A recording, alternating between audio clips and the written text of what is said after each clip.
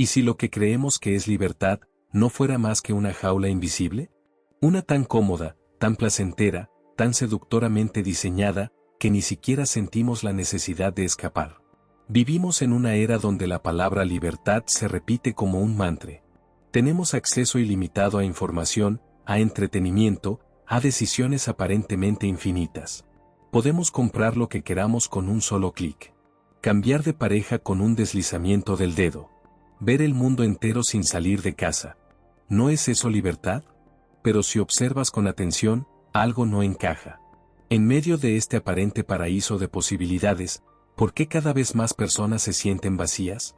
¿Por qué hay una ansiedad constante flotando en el aire, incluso cuando estamos rodeados de placeres? ¿Por qué la soledad se ha convertido en una epidemia silenciosa? La verdad es que la libertad que se nos vende no es auténtica. Es una versión diluida, superficial, diseñada no para empoderarnos, sino para distraernos. No somos tan libres como pensamos. No elegimos lo que deseamos, ni lo que consumimos, ni siquiera lo que creemos. Mucho de lo que asumimos como decisiones propias fueron sembradas en nosotros por fuerzas invisibles, algoritmos, propaganda, narrativas culturales que se repiten desde que somos niños. Nos enseñaron que ser libres es poder elegir entre miles de productos en una tienda. Pero nadie nos enseñó a pensar por nosotros mismos. Nadie nos mostró cómo cuestionar las estructuras que moldean nuestra mente. Y aquí aparece una paradoja brutal: el control más eficaz no es el que se impone con cadenas, sino el que se instala dentro de ti sin que te des cuenta. Aldous Huxley, en Un mundo feliz, lo comprendió mejor que nadie. Él no temía a un futuro de censura brutal y represión física.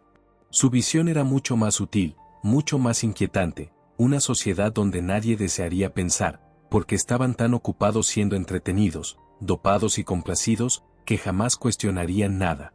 No necesitas prohibir libros si puedes lograr que nadie quiera leerlos. No necesitas silenciar ideas si puedes hacer que el pensamiento crítico sea reemplazado por un bombardeo constante de estímulos vacíos. Y esa es precisamente la trampa. Nos han entrenado para confundir el ruido con libertad, la distracción con bienestar, el placer con propósito. Y en medio de esa confusión, nuestra mente se vuelve cada vez más dócil, más pasiva, más programable. Pero hay algo aún más inquietante: la mayoría ni siquiera quiere salir de esa jaula. Porque al otro lado hay silencio. Hay vacío. Hay incomodidad. Y nuestra cultura nos ha enseñado a temer todo eso como si fuera la peor de las amenazas. ¿Y si ese miedo ha sido cuidadosamente cultivado para mantenernos donde estamos? ¿Y si el verdadero enemigo no es un dictador, sino una comodidad que nos adormece lentamente? Esta no es una distopía futura. Es una distopía disfrazada de normalidad. Y si queremos empezar a despertar, debemos primero entender cómo llegamos hasta aquí. Porque la verdadera esclavitud moderna no se impone con látigos, sino con placeres. Y eso es solo el comienzo. En 1932, Aldous Huxley escribió una obra que parecía ciencia ficción. Un mundo en el que los humanos eran fabricados, no nacidos. Donde la felicidad era obligatoria y el sufrimiento, eliminado. Donde nadie cuestionaba nada, porque todos estaban demasiado entretenidos para preocuparse. Décadas después, su visión ya no parece una advertencia. Parece una descripción. Vivimos en una sociedad que ha logrado algo asombroso: suprimir la necesidad de represión a través del placer. Ya no es necesario prohibir, controlar o castigar. Basta con seducir. Hoy, no nos drogan con soma, como en Un mundo feliz, nos dopamos voluntariamente con scrolls infinitos, notificaciones, entretenimiento on demand, dopamina al alcance de un clic. No hay necesidad de policía del pensamiento cuando nosotros mismos nos autocensuramos en nombre de lo políticamente correcto. No hace falta quemar libros cuando nadie tiene tiempo para leerlos. ¿Y sabes qué es lo más inquietante? Nos gusta. Nos acostumbramos a este flujo constante de gratificación instantánea. Vivimos por la próxima notificación, la próxima compra, el próximo escape. Cada impulso es satisfecho antes de convertirse en reflexión. Cada pregunta es respondida por Google antes de incomodarnos. El sistema no quiere que pienses. Quiere que sientas. Rápido. Fácil. Continuamente. Y por eso, lo que Huxley predijo se ha vuelto nuestra realidad. Una población que no es oprimida con violencia, sino adormecida con placeres. Una humanidad que no lucha por la verdad, porque está demasiado ocupada buscando la próxima distracción. Vivimos rodeados de estímulos.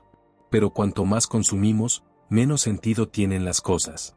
Todo se vuelve fugaz, superficial, desechable. Una canción viral hoy, olvidada mañana.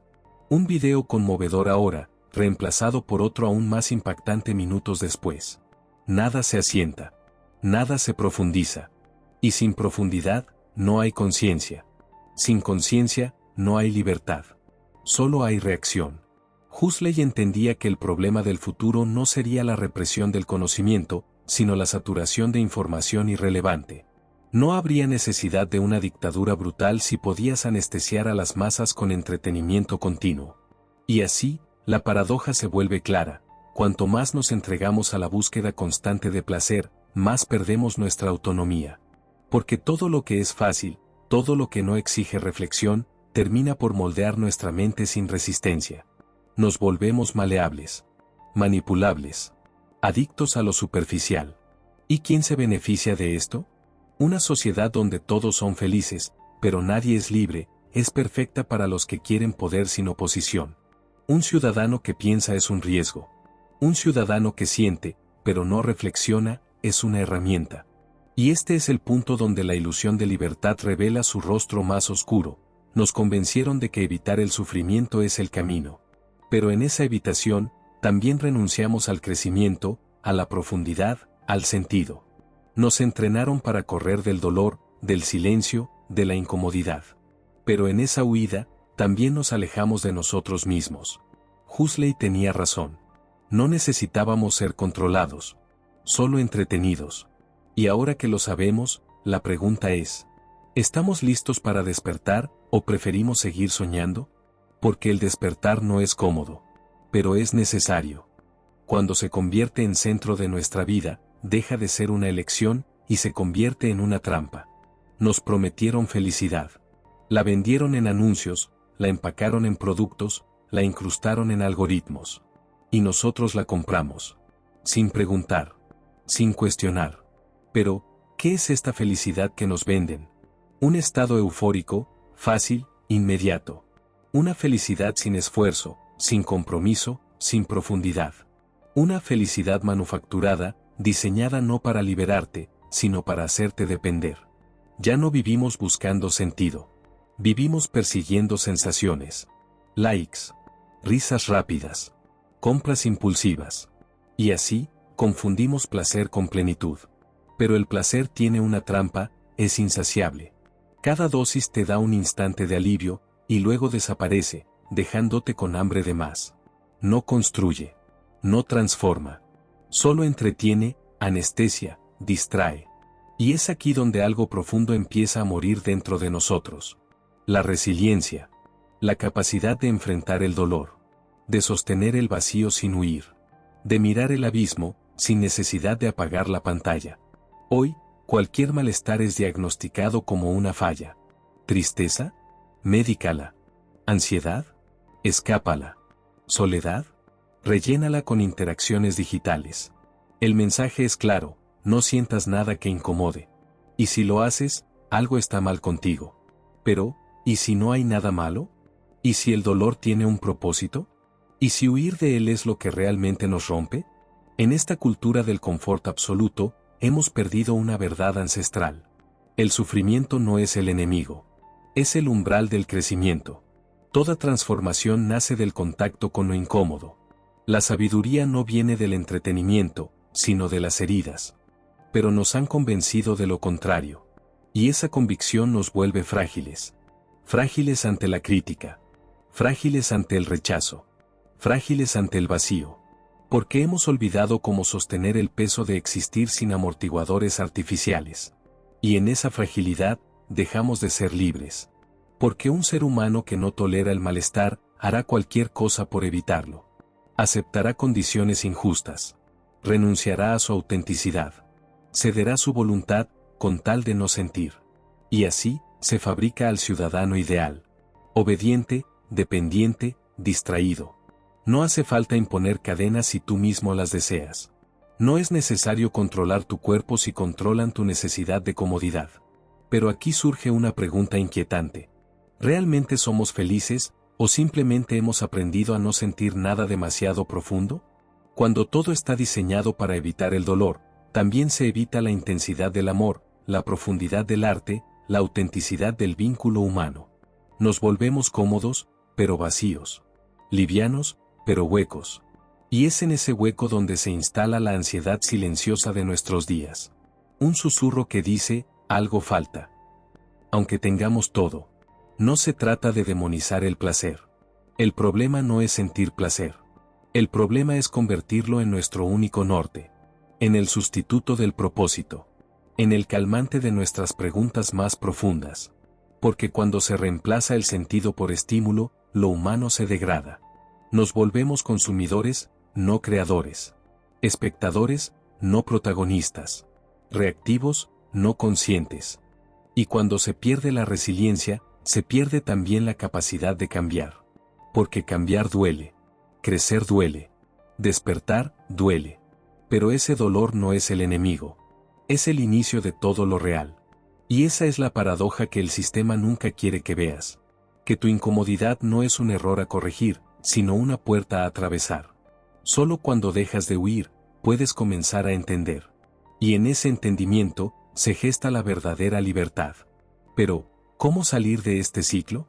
¿Cómo recuperar nuestra autonomía en una cultura que premia la evasión y castiga la profundidad? Hay una diferencia silenciosa, casi invisible, que marca el destino de toda una vida. La diferencia entre placer y propósito. Una sociedad basada en el consumo te enseña que son lo mismo. Que sentirse bien es sinónimo de estar bien. Que si algo te da placer, entonces vale la pena. Pero eso no es verdad. Y tú lo sabes, en lo más profundo. Porque los placeres que nos prometen plenitud terminan vaciándonos. Piensa en los momentos más significativos de tu existencia. ¿Fueron acaso momentos de gratificación inmediata? ¿O fueron instantes difíciles, pero cargados de sentido? El nacimiento de un hijo. El final de una relación que te transformó. El logro que costó sudor, lágrimas y noches sin dormir. Nada de eso fue placentero en el sentido tradicional. Pero todo eso construyó lo que eres. El propósito tiene algo que el placer jamás podrá ofrecerte. Raíces. El placer te distrae. El propósito te ancla. El placer se consume. El propósito se construye. Y sin embargo, hemos sido condicionados a elegir siempre lo más fácil. Porque lo fácil vende. Lo profundo no. Y aquí empieza la revolución interior. Una revolución que no se grita. No se hace en las calles. Se libra en silencio, dentro de ti. Es la decisión de dejar de reaccionar y empezar a vivir con intención. De dejar de huir del vacío y empezar a explorarlo. Porque allí, en ese silencio que evitabas, se esconde tu verdadera voz. Viktor Frankl, psiquiatra y sobreviviente del Holocausto, escribió: aquellos que tienen un ¿por qué? Pueden soportar casi cualquier ¿cómo? Punto. Y eso es lo que nos falta hoy, un porqué. Un norte interno que no dependa del algoritmo, del deseo ajeno, ni de la validación externa. El propósito no se encuentra en una app ni en una tendencia. Se encuentra en el coraje de mirar hacia adentro. De hacerte preguntas incómodas. De sostenerlas, aunque no tengas respuestas inmediatas. ¿Qué me mueve realmente? ¿Para qué estoy aquí? ¿Estoy construyendo algo, o solo sobreviviendo? Estas preguntas no son cómodas. No están hechas para respuestas fáciles. Pero son el inicio de todo lo auténtico. Porque cuando vives con propósito, ya no necesitas tanto estímulo. No buscas llenar cada segundo con distracciones. Tu vida empieza a tener una dirección. Y eso, lo cambia todo. Te vuelves más fuerte. Más difícil de manipular. Más resiliente ante la incertidumbre. Porque ahora sabes quién eres. Y sabes lo que no estás dispuesto a perder. El propósito no elimina el dolor, pero le da sentido. No borra la tristeza, pero la convierte en semilla. Y eso es algo que el sistema no puede controlar. Porque alguien que vive con propósito no necesita consumir tanto. No se deja hipnotizar por cada tendencia. No se paraliza ante el vacío. Esa persona es peligrosa. No porque quiera destruir el sistema, sino porque ya no lo necesita. Y eso es poder. Pero hay un precio. Vivir con propósito no es cómodo. Es nadar contra la corriente. Es ser incomprendido. Es aceptar que, a veces, estarás solo. Porque cuando dejas de seguir el juego, te conviertes en espejo. Y no todos están listos para mirarse. Algunos te admirarán. Otros, te rechazarán. Pero tú ya no estarás buscando aprobación. Estarás buscando verdad. Y eso, aunque duela, es libertad. ¿Y cómo recuperar la soberanía sobre tu mente en un mundo que ha hecho de la distracción una religión? Has dado un paso importante, has comprendido que el ciclo de placer inmediato es una trampa. Pero entender el juego no es suficiente. Ahora, es el momento de actuar. ¿Cómo se rompe este ciclo?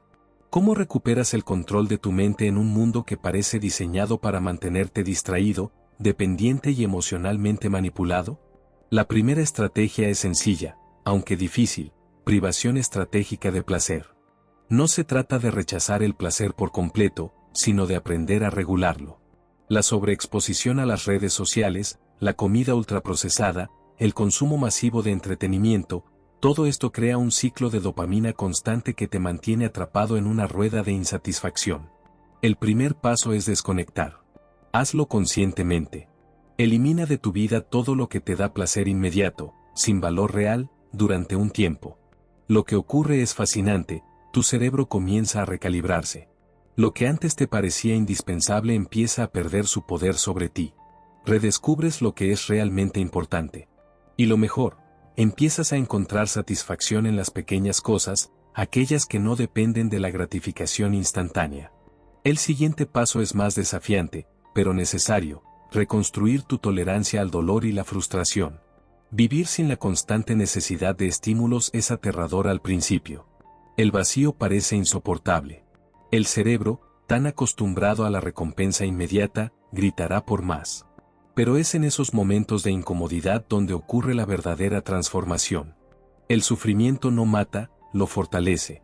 Te enseña que puedes estar en desacuerdo con el sistema y, aún así, estar bien. El dolor te revela que hay algo más allá de la distracción. Finalmente, debes cultivar el pensamiento crítico. Pregúntate: ¿por qué busco esta validación? ¿Por qué tengo que seguir las normas de este sistema que no me llena? ¿Qué pasaría si empezara a cuestionarlo todo? Solo cuando empiezas a cuestionar, empiezas a liberarte. Porque el sistema no se alimenta de tu reflexión, se alimenta de tu conformidad. Romper el ciclo no es fácil. Es un camino solitario. Pero al final, te lleva a un lugar más auténtico, más libre. Y ese lugar es el único que realmente merece la pena.